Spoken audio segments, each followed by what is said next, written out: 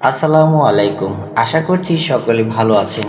সকলের সুস্থতা কামনা করে আরেকটি নতুন টিপসমূলক ভিডিওতে স্বাগতম।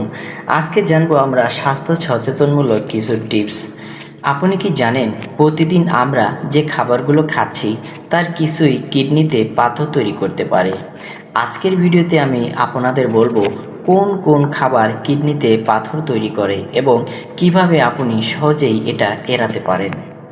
ভিডিওটি শেষ পর্যন্ত দেখুন, কারণ শেষে থাকছে গুরুত্বপূর্ণ কিছু টিপস। কিডনিতে পাথর কি, চলুন জেনে নেই। কিডনিতে পাথর বা কিডনি স্টোন হলো খনিজ ও লবণের জমাট বাঁধা অংশ। খনিজ ও লবণের জমাট বাঁধা অংশ এটা সাধারণত প্রস্রাবে অতিরিক্ত ক্যালসিয়াম, অক্সালেট বা ইউরিক অ্যাসিড জমে গেলে তৈরি হয়। যেসব খাবার কিডনিতে পাথর তৈরি করে: অক্সালেট বেশি খাবার, এই খাবারগুলো কিডনিতে পাথর হওয়ার সবচেয়ে বড় কারণ। পালং শাক, বিট, চকলেট, বাদাম ইত্যাদি, এগুলো বেশি খেলে ক্যালসিয়াম অক্সালেট স্টোন হতে পারে। অতিরিক্ত লবণযুক্ত খাবার যেমন চিপস, ফাস্টফুড, আচার, বেশি লবণ কিডনিতে ক্যালসিয়াম জমা বাড়ায়।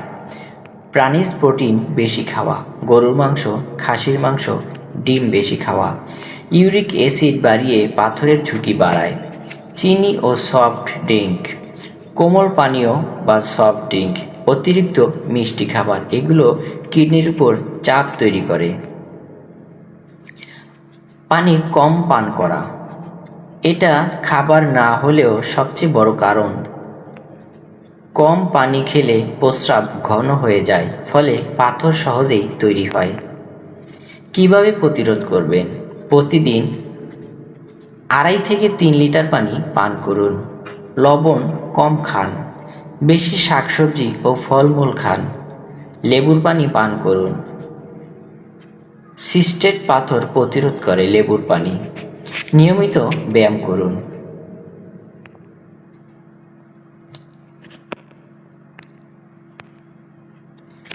এই ছিল কিডনিতে পাথর হওয়ার প্রধান কারণ ও প্রতিরোধের উপায়। ভিডিওটি ভালো লাগলে লাইক দিন, শেয়ার করুন এবং এমন আরও স্বাস্থ্য টিপস পেতে আমাদের চ্যানেলটি সাবস্ক্রাইব করুন।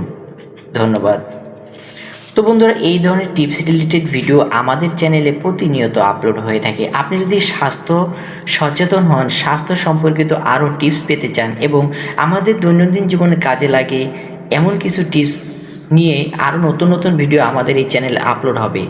আপনি যদি আমাদের চ্যানেলের ভিডিওগুলো দেখে উপভোগ করেন, ভালো লাগে, কিছু শিখতে পারেন, জানতে পারেন, তাহলে আমাদের চ্যানেলের সাথেই যুক্ত থাকুন। আমাদের উৎসাহ অনুপ্রেরণা দেওয়ার জন্য ভিডিওতে একটি লাইক দিন, কারণ আপনার একটি লাইক আমাদের পরবর্তী ভিডিও তৈরি করার জন্য অনেক উৎসাহ প্রদান করে থাকে। আপনারা নিজে সচেতন থাকুন, অন্যকে সচেতন রাখার জন্য এই ভিডিওটি আপনার বন্ধুমহলে ছড়িয়ে দিন। সকলে ভালো থাকবেন এবং যে টিপসগুলো শেয়ার করেছি সেগুলো মেনে চলার চেষ্টা করবেন। সকলেই সুখী, সুন্দর, সফল জীবন কামনা করছি। আজকের মতো বিদায় নিচ্ছি। আসসালামু আলাইকুম।